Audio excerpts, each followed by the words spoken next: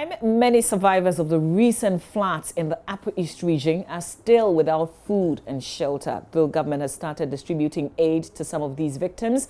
Many families, especially those in hard-to-reach areas, are yet to receive any kind of relief items from the government. JoyNews' Upper East regional correspondent Albert Sori went to see the aftermath of one of the region's deadliest floods and came.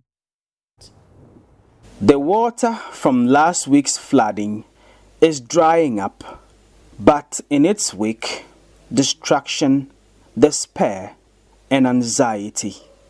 This is the Akuteyiri community, one of many within the Bulsa North district hit the hardest.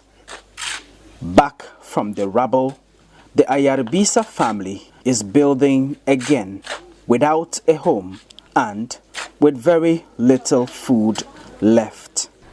My rice is small, my marriage, my rice, my everything just gone. I didn't get the food again to eat. So right now I'm not suffer. I didn't get the room. There are 12 members in this family, including Lizzie. She and her one-year-old daughter, together with two older women, now have to manage in the tent provided them by the Ghana Red Cross Society. The rest of the family have to sleep in the open and pray it does not rain again. Many families like Lizzie's are hoping to rebuild but have no money.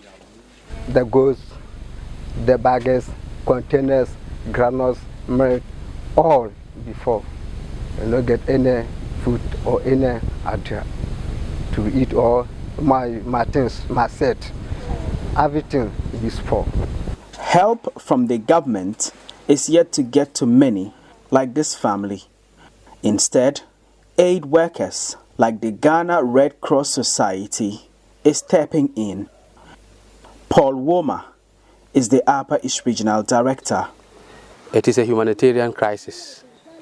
As you can see, there is visibility of anger, confusion, and hopelessness in the faces of the disaster survivors. Elsewhere in the village of Chichuliga, these people now have to depend on the classrooms in the school for shelter, but they can only have access to the classrooms when school has closed. Some of them are very old and others have physical challenges, but there is nowhere else to turn. I'm needed for the building, the strong building. If you build it for this one, still that the water is raining, it's still fall. The rains are not gone yet, leaving these families in anguish and hopelessness as they wait for help to reach them soon. Albert Sori, JoyNews, Akuteyiri, Bulsa North District. And we do know that prior to that, the Vice President, Dr. Mahmoud Baumia, had visited some of the displaced people in some of those related communities.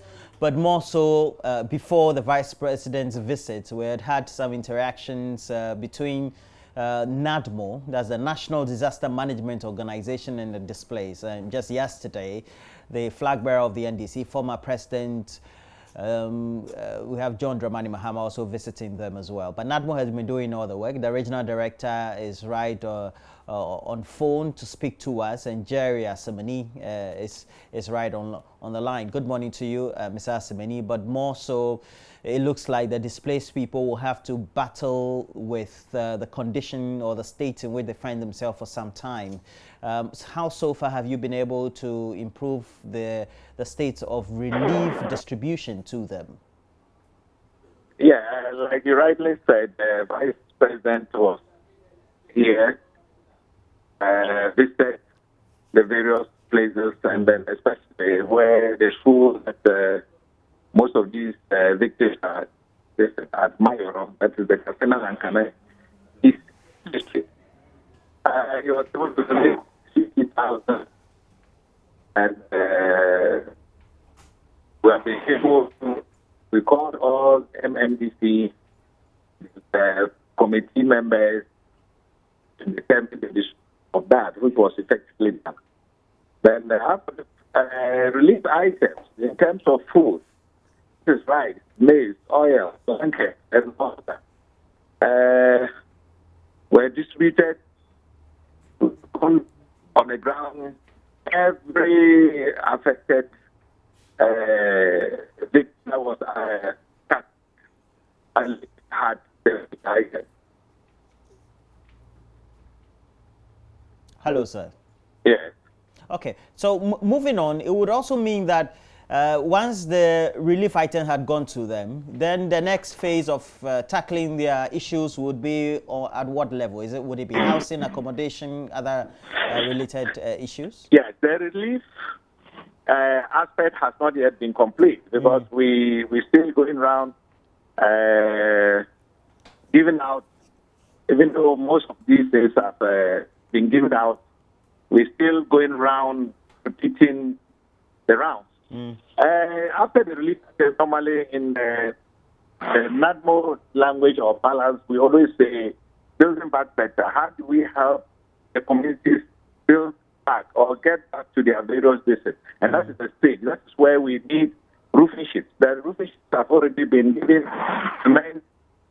Those are not yet distributed because we would want that the communities would, when they build, will assist them build, and that is where the roofing sheets will be distributed. But for now, we want a situation where we hand over the roofing sheets and then people either sell or divert the usage of these things. So after everything is complete, then the matter receipts and the ground is a bit better and families are getting back to their districts. That is where the distribution of the zinc and cement will start. Well, at the end of the day, it looks like flooding, not only in that part of the region, but in the northern half of the country, is always a perennial problem. How usually is the planning, the projection, based on the annual appropriations you have as an organization? The flooding in itself, it's not the flooding that is caused by the spillage of the Bagri Dam. Flooding as a result of this thing shouldn't give us a problem. But I strongly believe that, and sincerely, it is the nature of our art of building our house that has always been the key problem. Because most of these things, if they had stronger, concreted, cemented block buildings, I don't think the disaster that is faced in the region would have existed. I must be sincere. It is the nature of the type of houses or rooms that we have here. That is the problem. Secondly, negligence on the part of landlords and community members. Because during the rainy season, they don't take the sensitization serious. They are not, during the dry season, under normal circumstances, that is when our sensitization programs start. We try to advise them, prepare your rooms against the rainy season. If there are crack walls, cement them back. Houses that are roofed with grasses, re-roof, add more this and rafters to fortify them to make them withstand the season. But most of these our sensitization programs are always not adhered to. That is actually the distance. If we could change the system of building, at least put efforts to get block houses, I think that is always the distance. But again, here you cannot, in total, blame the people because, the economic level is very low here, and that has always been the problem. Okay. So, Mr. Asemeni, you're speaking in relation to this very incident, the one recorded over the last week or two, and the attribution is because of the state of the buildings, right? Yeah. Okay.